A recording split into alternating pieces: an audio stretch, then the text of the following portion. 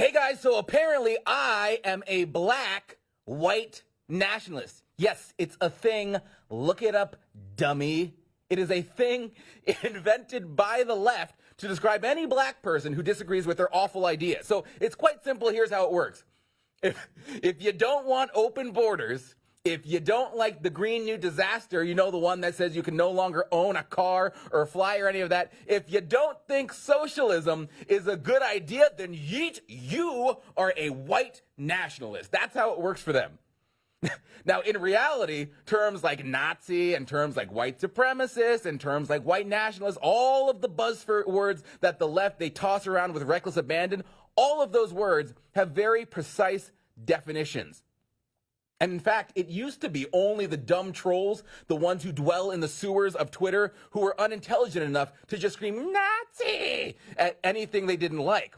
But now we've got high up people, important people in the halls of Congress smearing people like Candace Owens with these labels. And then they wonder, why can't any of us get along? And you just wonder, when is the madness of all of this going to stop?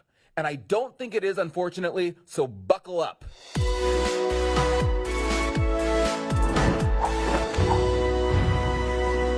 What's up, guys? John Miller here with the White House Brief. Remember, you can download the White House Brief now as a podcast. So if you're on the go, driving, or at work, and you just want to listen, you can subscribe to the White House Brief. Find it on iTunes, Spotify, Google Podcasts, and of course, theblaze.com/podcasts. So we've got Ted Lieu, who's a guy with the IQ of a toenail, trying to paint Candace Owens as a white nationalist.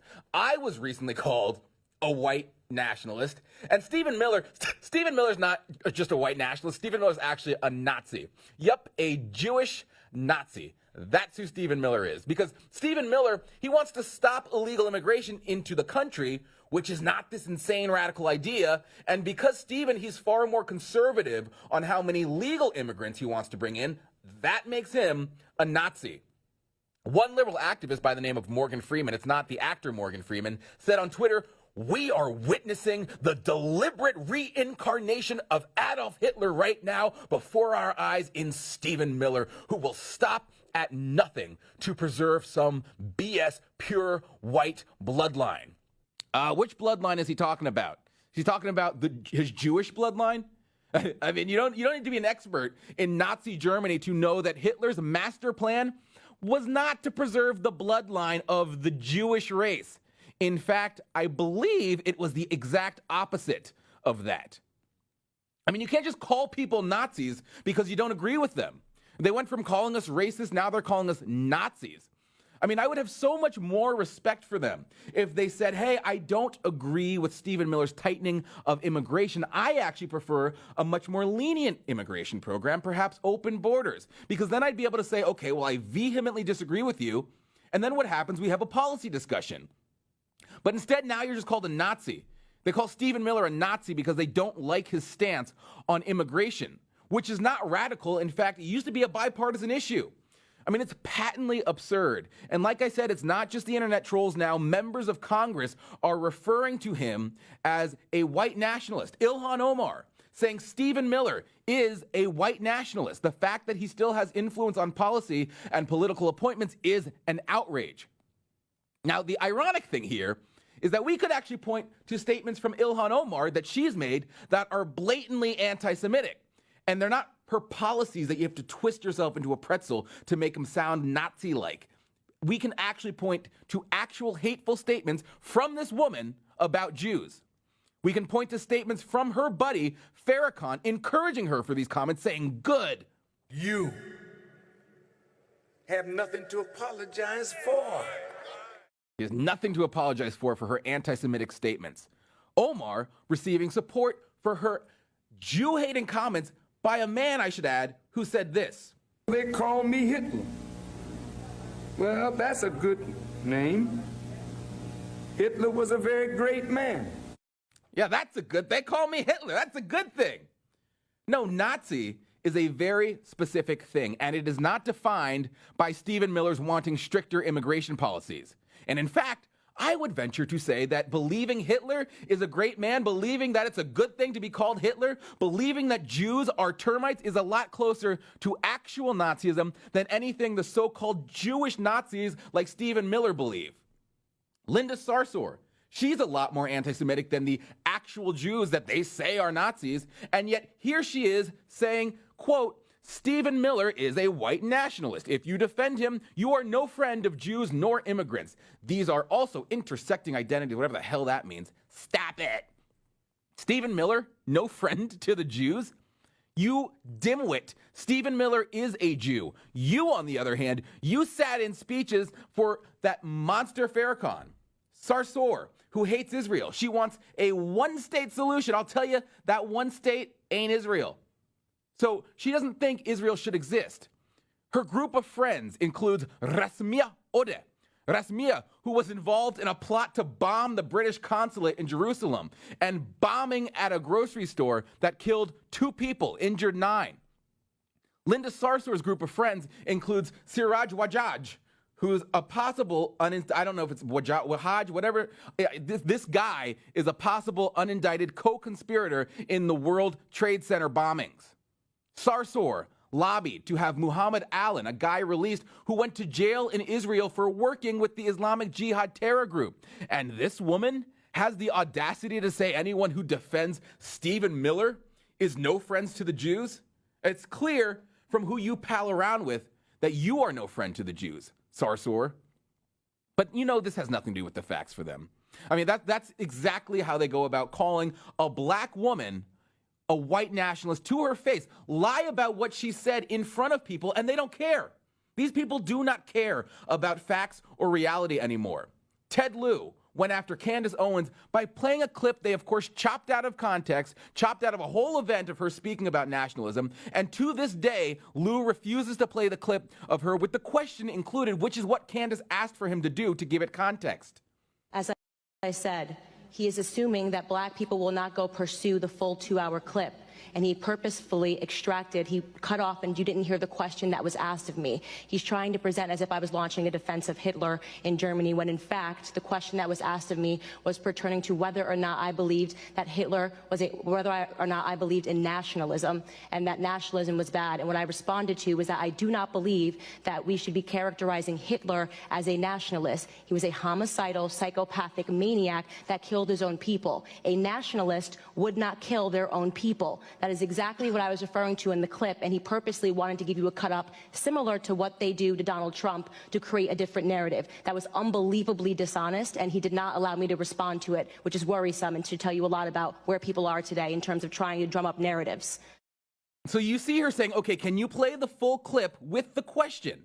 But then after she requested for Lieu to include the original clip with the question, he went to Twitter and he posted that exact same nonsense again without the original question. He wrote, quote, Candace Owens clearly stated the following: if Hitler just wanted to make Germany great and have things run well, okay, fine. The problem is he had dreams outside of Germany. I mean, why does he refuse to include her original question like she asked? So we'll show you. Here is the response in full. He is literally trying to paint her. That's why this is so ridiculous. He's trying to paint her as a Nazi lover, which if you just took one step back from all of this constant flow of madness being disseminated from the left, you'd realize just how utterly ridiculous this is. So here's the full question and answer Candace gave. In the current age, I feel like the political debate stems around nationalism and globalism, which, however, they're weaponized within the media. I feel especially in Europe and like in America, these movements are being energized. Do you feel the momentum will last? How do you feel like the long-term prognosis is for these particular movements? I agree. I actually don't have any problems at all with the word nationalism. I think that it gets, the definition gets poisoned by elitists that actually want globalism. Globalism is what I don't want. So when you think about, whenever we say nationalism, the first thing people think about, at least in America, is Hitler. You know, he was a National Socialist, but if Hitler just wanted to make Germany great and have things run well, okay, fine. The problem is that he had dreams outside of Germany. He wanted to globalize. He wanted everybody to be German, everybody to be speaking German, everybody to look a different way. That's not, to me, that's not nationalism. So in thinking about how it could go bad down the line, I don't really have an issue with nationalism. I really don't. I think that it's okay. It's important to retain your country's identity and to make sure that what's happening here, which I think is incredibly worrisome in terms of the decrease in the birth rate that we're seeing in the UK, is what you kind of want to avoid. So I don't have anything problem. I have no problems with nationalism. It's globalism that I try to avoid. So is it the most artful response to the question? No, because, I mean, look, anytime you put okay, fine in the same sentence as Hitler, it's no bueno, all right? Because you're leaving yourself open for attacks. But to pretend like she is secretly a Nazi sympathizer is so much worse. And it's not being done in good faith. I think anyone honest can conclude that what Candace was at least trying to say is, no, I don't think nationalism is bad. And in fact, if Hitler were actually a nationalist and wanted to do in Germany what Trump wants to do here in America, Trump, who is an admitted nationalist, and if Hitler didn't want to take over the world and kill millions of people, if Hitler just wanted to make Germany great, that's one thing.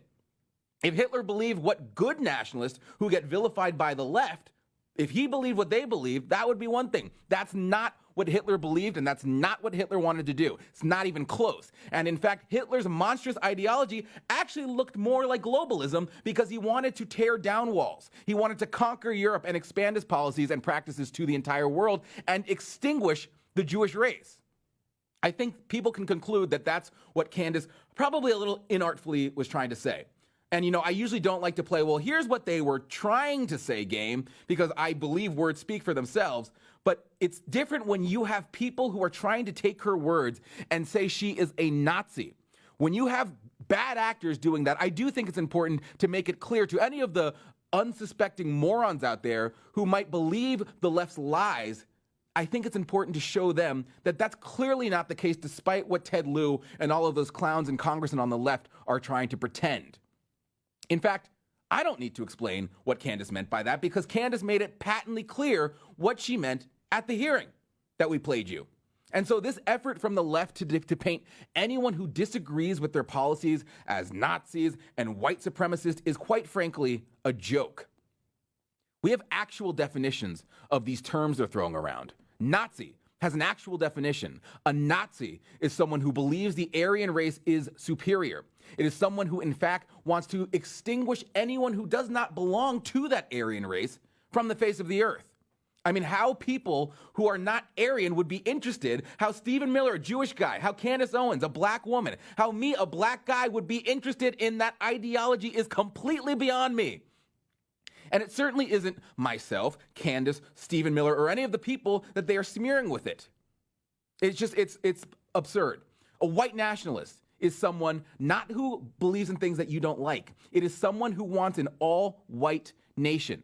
It is someone who also advocates for maybe an all-white settlement, who doesn't want people of color anywhere near them. White nationalists are liberals, like Richard Spencer, liberal. That's a white nationalist. Again, none of the individuals they are smearing as white nationalists believe what this guy believes. And they're going to continue to do it, which is the unfortunate part. And we'll have to continue to put up with it over and over again. But I think it is important to call out how ridiculous it is from time to time, because it gets lost when you have people, someone as stupid as Ted Lieu, legitimizing these smears by bringing these toxic smears to the halls of Congress. When you have former presidential candidates like Hillary Clinton implying MAGA is a white nationalist slogan when she writes, the white nationalists certainly think MAGA is a white nationalist slogan, wink, wink, nod, nod. And you know what happens is people who are not plugged in, they begin to think, oh, I see Hillary Clinton says it. There must really be a white nationalism problem bubbling up in this country. Because you know what? Not everyone has time to pursue, as Candace Owens said, the clips that these frauds cynically rip out of context. I mean, lots of everyday people, they hear the sound bites carefully selected by these liberal malcontents, and they think, oh, wow, this is a problem. White nationalism is on the rise. Minorities are in danger, when in truth, they are not in danger. What the left is doing is so dangerous for the country. And in fact, minorities are not in danger. In fact, you're actually more likely to experience a hate crime if you are a Trump supporter and you wear your red MAGA hat out of the house, because what the left is lying about. They're spreading lies about Trump supporters, and Trump supporters get attacked for it. The reality is, for minorities, people of color, LGBT, they couldn't dream of a better time to live in. We are not divided by race here in America. We live in the most racially equal time in the history of mankind. We are not divided by class here in America. We are seeing record prosperity and record jobs numbers, especially for minorities. I mean, we literally live in the era my ancestors who were actually oppressed dreamed about living in. Martin Luther King, a guy with a dream, and we are living out his dream. But the left has made it clear over and over again, they don't actually care for that dream. I mean, that's the dirty secret. They do not care for MLK's dream. They have no desire to see his vision unfold. They have no appetite for peace or for unity. Instead, they want endless racial strife, endless racial division, and the only way they can do it in a world where racial division has all but ceased to exist is to spread lies about their political enemies and call them some of the most devastating smears in the book. But history will not look kindly on them for doing it, because they are wrecking what we're living in right now. They are wrecking it. It could be right now a golden era in American history because of what we are seeing with the economy and what we are seeing with the end of racial oppression. We could be living in a golden age right now, but the left is ruining it by sowing needless division with their never-ending lies, their never-ending deceit, and their counterfeit narratives.